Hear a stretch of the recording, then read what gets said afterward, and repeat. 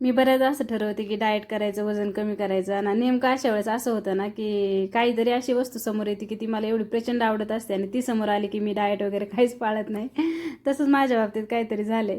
तर ऋतुजाने ना मस्त साबुदाणा वडे केले होते, तर ती मला घेऊन आली होती. कारण बऱ्याचदा आता गप्पा मारता मारता एकमेकांच्या आवडीनिवडी कळून जातात ना, मला हे आवडतं, तुला काय आवडतं, असं तसं नाही का खाताना.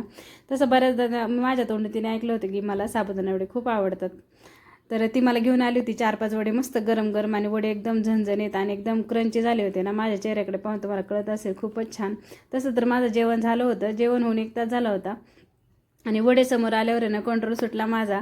आणि मी छान दही घेतलं फ्रीजमधून, त्यामध्ये थोडीशी साखर मिक्स केली आणि छान वडे आणि दही एन्जॉय केलं. आणि त्याच्यानंतर संध्याकाळी ना तिनेच बोलवलं होतं चहा पिण्यासाठी आम्हाला खाली. तर ती म्हटली की ताई चहा प्यायला या, भाभीला चहा बनवायचा आहे मला. भाभी आता गावाकडून आली ना, गावाला होती 10 महिने, तिचं हे बाळ 10 महिन्याचं झाल्यानंतरच भाभी डायरेक्ट इकडे आली ना.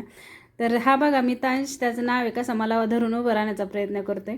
तर ही छान अशी संध्याकाळी ना मी ग्रे कलरची साडी नेसली बघा, कानात आहे ना सिल्वर कलरचे कानातले घातलेत. आता गळ्यातलं आणि कानातलं काय मॅच करत नाही, पण असू दे, काय नाही होत त्याला.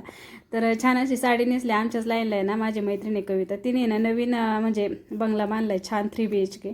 तर त्याचीच वास्तुशांती पूजा होती. तर आमंत्रण सगळ्यांना होतं, पण आमच्या साहेबांची तब्येत काही बरी नव्हती, त्याच्यामुळे मी आणि आयुष आम्ही दोघेच गेलो होतो पूजेसाठी. तर तुम्ही पाहू शकता छान पूजा वगैरे सगळं दुपारीच झालं होतं.